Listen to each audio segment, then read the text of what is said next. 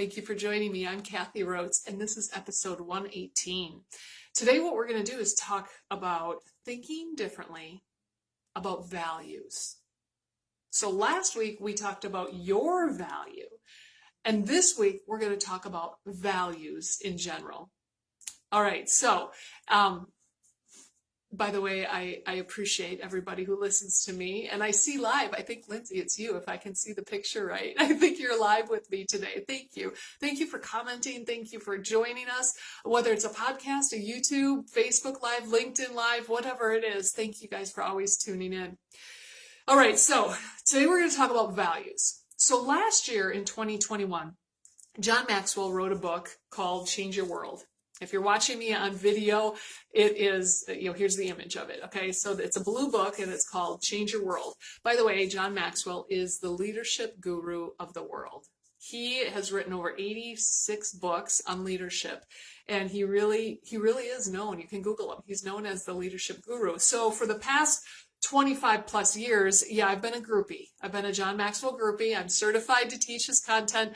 I have been reading and studying his stuff before it was really even a thing, before I really realized that I could have a business in this. So I'm absorbed. I study it quite often, and I can't find anything wrong with it.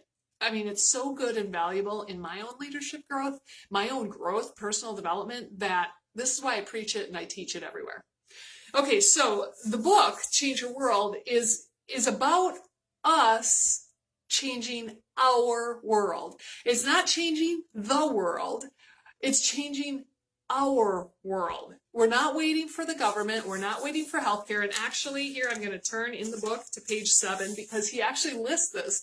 He says many times people wait for the government to do the change. Well, if we vote a new president, or if we have better officials, better politicians, it's not about waiting for the government, or waiting for healthcare, or waiting for education, or waiting for business, or media, or arts and entertainment, or sports, or religious organizations. It's not about waiting for anybody else to change our world. It's about us. Matthew West is a Christian singer. He's got a really good song out there, and it's called Do Something. So in the song, he's asking God, why haven't you done something about the abuse in the world, and the poverty, and the hunger?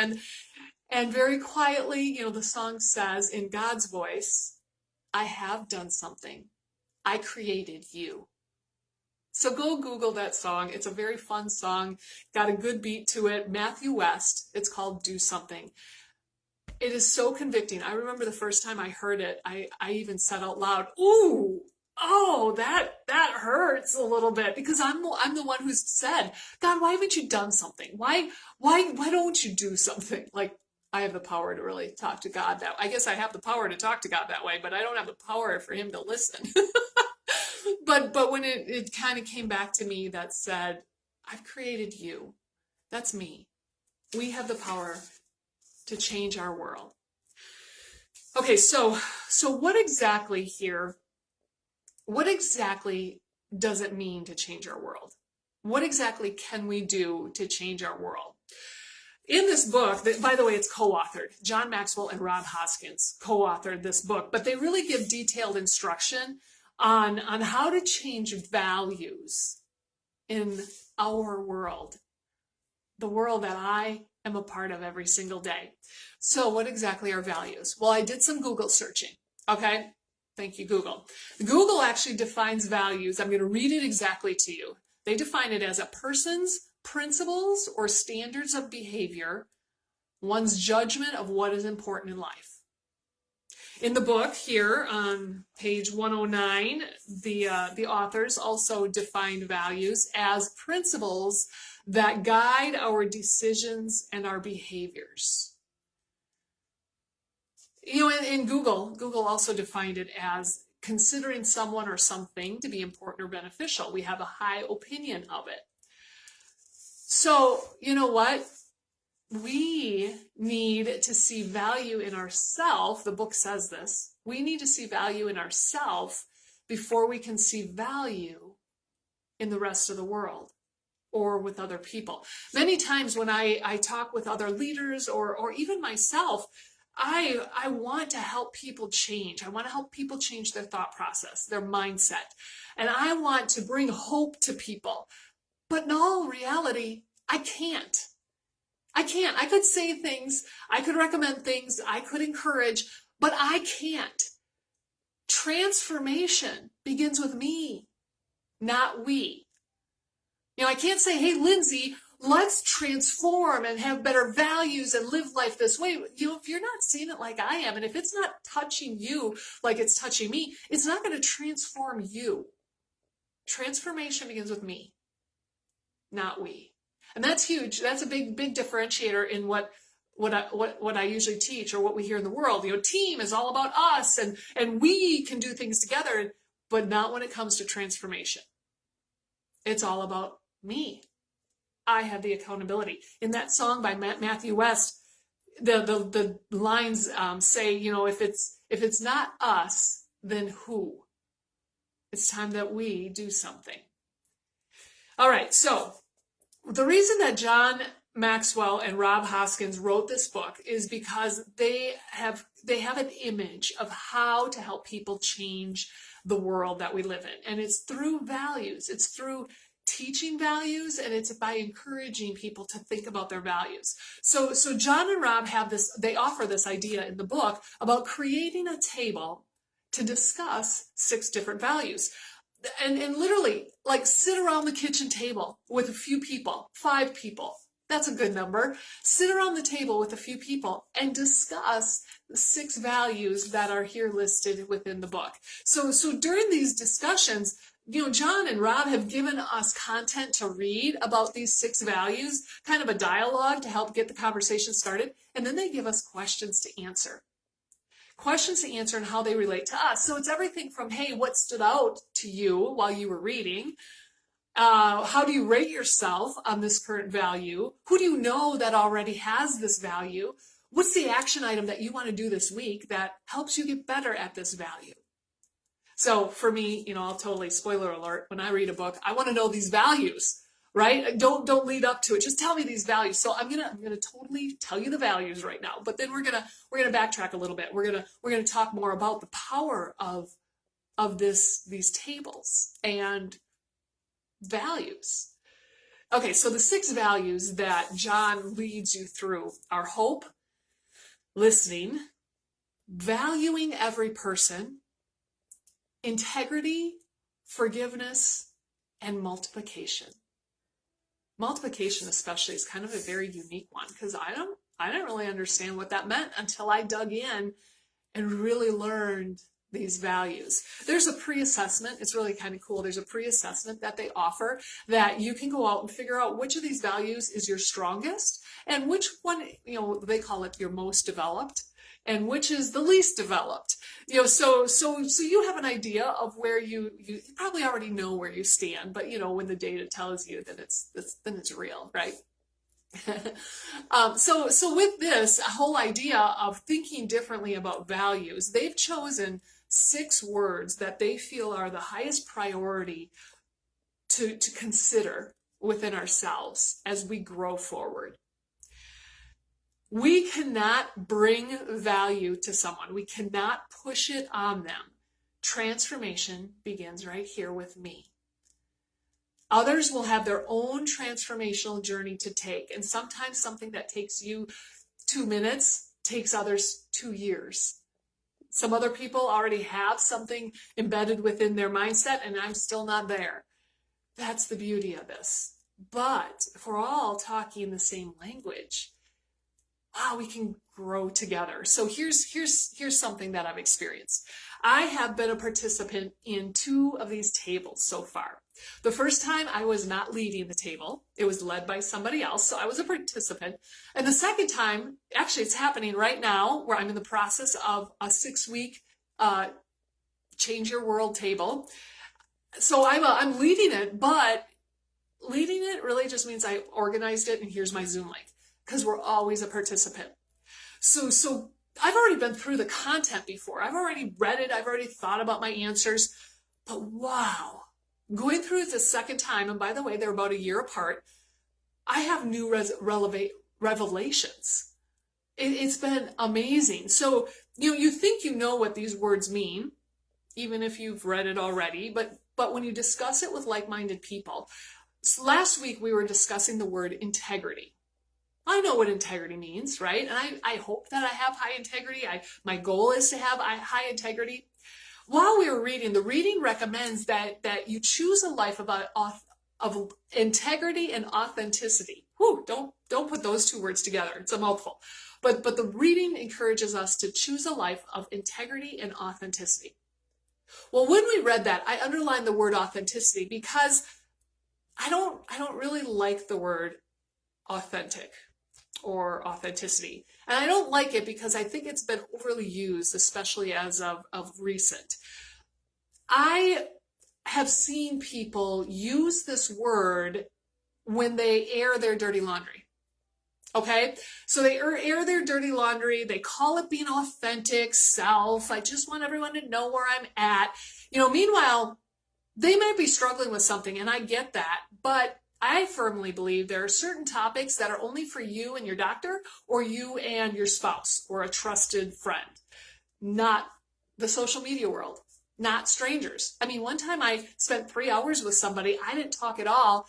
And I learned her whole life history, and oh my gosh, it was absolutely one of those crazy conversations that I left there going, I don't know if I wanted to know all that. I don't think I should know all of that. So that's kind of how I've defined authenticity. That's why I underlined it, and I kind of put a little sad face next to it because it kind of made me feel, there's that word again.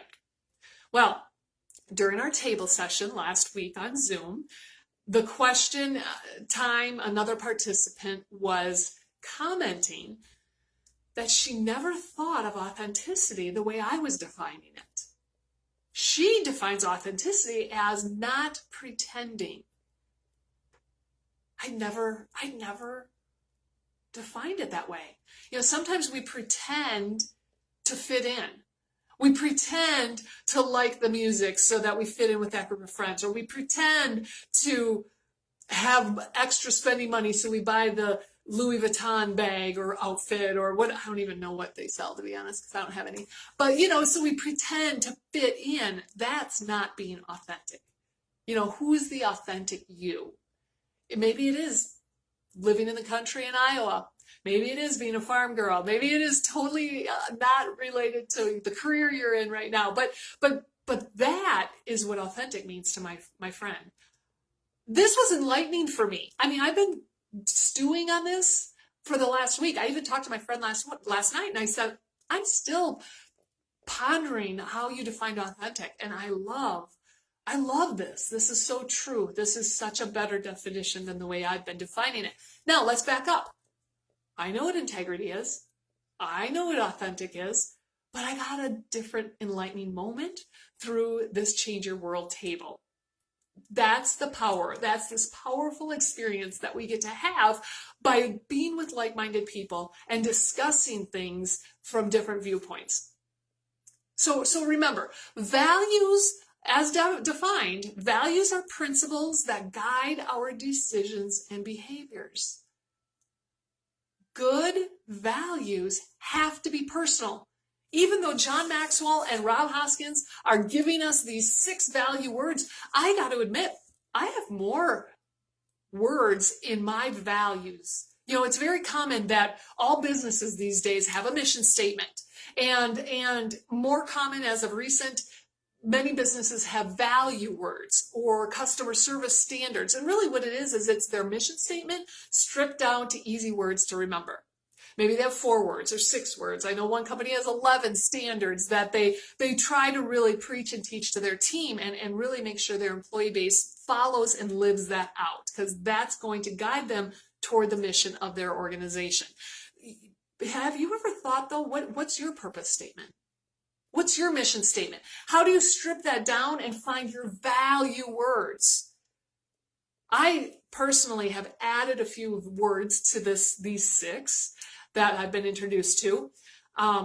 Positive or joy. Those are value words that I firmly believe and own. Those are personal value words to me. They guide my decisions and my behaviors. So Have you ever considered, have you ever made it a project to figure out what are your value words that guide you? Hopefully they're positive and they're empowering. Sometimes though, when I've been stuck, I found that there's some value words that are deep in my mindset that I don't want anymore. They're not benefiting me in any way. This is important. This is important for you to put thought to this and to be intentional.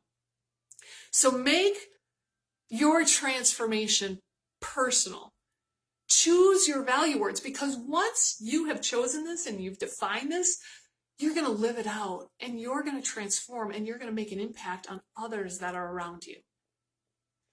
Over the past month, I've been leading a Change Your World table. It's all virtual.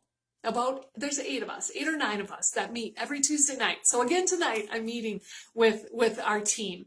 And every single week that we meet, there's transforming mindsets that are shared with me that I'm so thankful I get to receive from these other like-minded people. Next week, I'm going to be traveling. On Wednesday, I will be leaving America to go to Papua New Guinea. Now, I got to admit, I've heard of Papua New Guinea, but I had to look at a map to figure out where that is. It's north of Australia.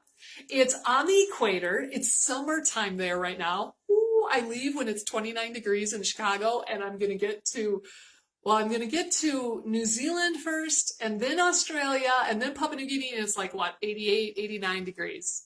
Life is going to be rough, right? I'm so excited. But okay, so Papua New Guinea is north of Australia. I will have to spend 2 days in Australia, which is great. I will jet lag there before I go to Papua New Guinea. But what we're doing is I will be leading these tables with people in Papua New Guinea. There's an organization called the Papua New Guinea Tribal Foundation that has the vision and the desire to transform their country. Papua New Guinea is paradise. Fiji, do you guys know where Fiji is? Fiji is just east of Papua New Guinea, out in the Pacific. So this is the paradise that's over there. But they have some challenges. They have some just challenges that need to be worked through. And the Tribal Foundation has this vision of teaching people how to think differently about values and empowering those people to go teach their friends, their family members, their coworkers. So that's what I'll be doing for a whole week. I'll be going to a little island north of Papua New Guinea called Rabaul. And in Rabaul, I will lead, who knows how many tables, maybe 3-4 a day for the whole week, and working with the citizens of that community and introducing them to the book. They know who John Maxwell is. They already know, but introducing them to this concept and teaching them how to gather around the kitchen table and talk about something really useful and positive and beneficial and getting them all to think differently. I'm so excited. I'm so excited, and I'm scared and I'm nervous and I really don't know what to expect, but I want to be open to whatever's in front of me. I'm always excited to share everything when I return, to share it all with you. But truly, I am expecting some transformational stories. Probably a lot in myself. I've been through the tables twice already. I know the content. That's not what this trip is about. It's about people. And that's one thing that we've been told already is the Papua New Guinea people are about relationships, not productivity. That's going to be a challenge for me because I'm about getting stuff done. I get it. Relationships, I get it. The people, but I have to talk to myself often to remind myself the power in people. So there's going to be a lot of growth for me, and I'm so thrilled and be honored to be in this empowering situation. So definitely, stay tuned in upcoming weeks. There will be more to come about what it is that I do experience. But this whole idea of thinking differently about values, it's not an individual idea within one person. This is worldwide. John Maxwell and his team have been going to many countries over the last years, and it's happening right here in America. This is for our world. We need to change our world. So Until I talk to you next, I have 2 challenges for you. Number 1, take some time and choose your values. What are your value words that truly guide your decisions and your behaviors? Write them down, share them with me. I would love to learn what your values are. And number 2, let me know if you're interested in being a part of a Change Your World table. I'll be starting another table in January. It'll be virtual, so you can live anywhere on Zoom. Let me know if you want to be invited to this amazingly powerful, transformational opportunity. I love every one of you. Thank you for always joining me. I hope that I have challenged your thinking a little bit. I hope this makes you more empowered in your world. More efficient as well. I love efficiencies, but definitely more empowered. You'll all be great this week, and I will see you next week. Same time, same place. See you then.